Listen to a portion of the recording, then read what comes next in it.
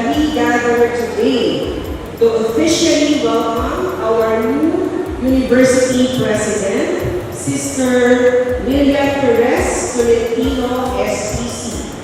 On behalf of the entire St. Paul University at San Miguel, a branch of St. Paul University, Quezon City, and the SPC Bulacan Nueva Ecija Cluster community, I extend to your sister our warmest welcome and heartfelt greetings to you, dear Sister Lilia.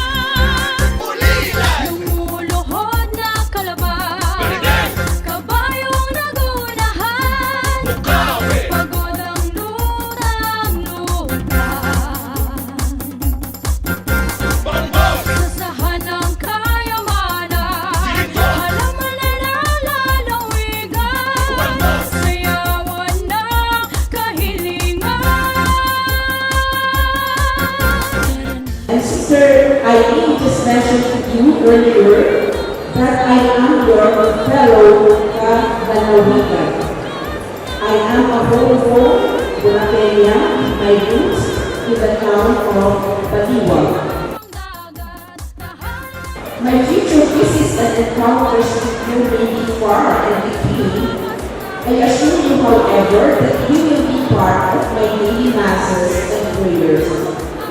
And I also hope to have more available time to come and see you and join you in important events, in planning maybe some planning sessions with you.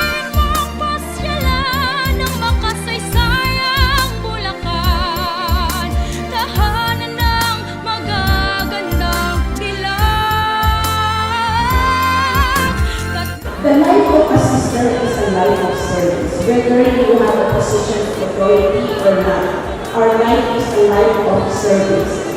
So I assure you that in my capacity as president, I will really serve you to the best of my capacity, to the best of the talents and the charisma that the Lord has given me.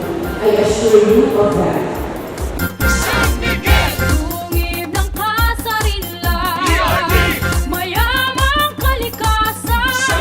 Before I conclude, I would like to convey to you my common wish and desire that you succeed in your life and that you find fulfillment and meaning in your endeavors.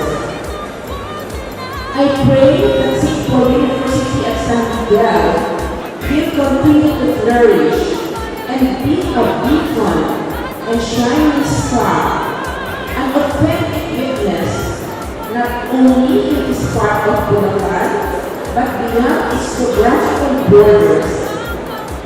May it be known as a school that lives its identity as a Catholic school, which puts Jesus Christ at the center of every